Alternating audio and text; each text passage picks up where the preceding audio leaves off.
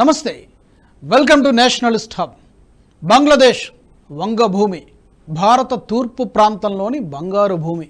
అయితే 1947లో జరిగిన భారతదేశ విభజన కారణంగా ఈ బంగ్లా భూమి కూడా ముక్కలైపోయింది. తూర్పు పశ్చిమ పాకిస్తాన్ ప్రాంతంలో ఈ విభజనకు మూలంగా నిలిచిన అంశం హిందువులు ముస్లింలు వేరు అనే ద్విజాతి సిద్ధాంతం. ముస్లిం లీగ్, బ్రిటిష్ వారు, భారత జాతీయ కాంగ్రెస్ ఈ మూడు శక్తులే దేశ విభజనకు అంగీకరించి లక్షలాది మంది అమాయక ప్రజల మృతికి కారణమయ్యాయి. బంగ్లాదేశ్లో హిందువుల కన్నీటి గాథ హమారా సోనార్ బంగ్లా. ఇది బెంగాలీ భాష మాట్లాడే హిందువులు ఎంతో గర్వంగా చెప్పుకునే మాట. బంగ్లాదేశ్ నిజంగానే బంగారు భూమి.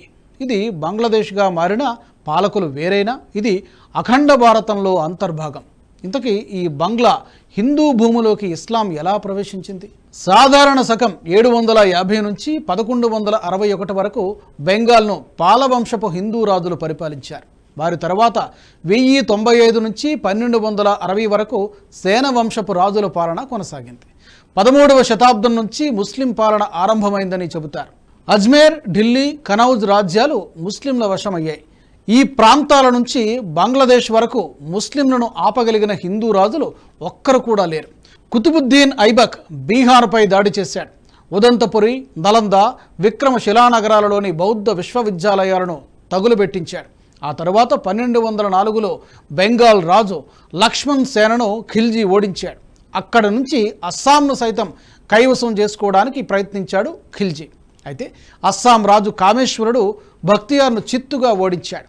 ప్రాణభయంతో ఆయుధాలను సైతం అక్కడే వదిలేసి కొంతమంది అశ్విక దళంతో తిరిగి ఢిల్లీకి వెళ్ళాడు. ఆ తర్వాత సంవత్సరంలోనే ఘోరీ మరణించాడు. ఘోరీ మరణానంతరం ఐబక్ ఢిల్లీ సుల్తాన్ అయ్యాడు. 5 ఏళ్లకే ఐబక్ మరణించాడు. ఆ వెంటనే గ్వాలియర్, రణతంబోర్, జాలోర్, నాగద, మాలవా, బుందేల్ఖండ్ వంటి రాజ్యాలు స్వాతంత్ర్యం ప్రకటించుకున్నాయి. ఘోరీకి బానిస అయిన ఐబక్ వంశాన్ని బానిస వంశమని చరిత్రకారులు చెబుతూ ఉంటారు.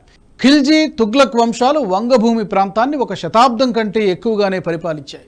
ఆ తరువాత 1328లో ఫక్రుద్దీన్ ముబారక్ షా సోనార్గావ్ నగరాన్ని స్థాపించాడు. ఇలియాసాహి వంశం బంగ్లాను 123 సంవత్సరాలు పరిపాలించింది. ఇదే సమయంలో హిందూ రాజకుటుంబానికి రాజా గణేష్ ఇస్లాం మతంలోకి మార్చబడ్డాడు. ఆయన 1415లో ఒకసారి, 1435లో మరోసారి వంగభూమి పాలకుడయ్యాడు. అయితే 1487లో 2వ దఫా ఇలియాస్ షాహీని రాజభవనంలో నిర్బంధించిన హాబేషా సైనికాధిపతులు షాహీ పాలనకు ముగింపు పలికారు. 1497లో హుస్సేన్ షాహీ రాజవంశం బంగ్లా అధికారాన్ని హస్తగతం చేసుకుంది. ఈ కాలంలోనే యూరోపియన్ యాత్రికులు బంగ్లాను సందర్శించడం జరిగింది. 1517వ సంవత్సరంలో పోర్చుగీసు నావికులు బంగ్లాలో ప్రవేశించి చిట్టగాంగ్లో ఫ్యాక్టరీలు ఏర్పాటు చేశారు. 1538లో షేర్షా సూరి బెంగాల్పై విజయం సాధించాడు. ఇతనే కాబూల్ నుంచి చిట్టగాంగ్ వరకు గ్రాండ్ ట్రంక్ రోడ్డును నిర్మించాడు. 1564లో షేర్ సూరి వంశం తర్వాత ఆఫ్ఘనిస్తాన్కు చెందిన కర్రానీ వంశం బెంగాల్పై ఆధిపత్యం సాధించింది. ఇక 16వ శతాబ్దం వచ్చే నాటికి బంగ్లా మీద మొఘలుడు ఆధిపత్యం సాధించారు. వీరి పాలనా కాలంలో ఢాకా పట్టణం ప్రధాన కేంద్రంగా మారింది.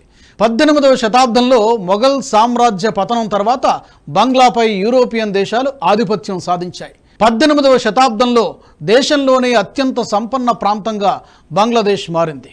ఈ వీడియో మీకు నచ్చినట్టయితే లైక్ చేయండి, 10 మందికి షేర్ చేయండి. అలాగే కామెంట్ల రూపంలో మీ అభిప్రాయాలను మాతో పంచుకోండి. Nationalist hub group of channels ను సబ్స్క్రైబ్ చేసుకుని తెలుగునాట జాతీయవాద జర్నలిజాన్ని ప్రోత్సహించండి. ఈ వీడియో కింద ఉన్న బెల్ ఐకాన్ పై క్లిక్ చేయడం మర్చిపోవద్దు.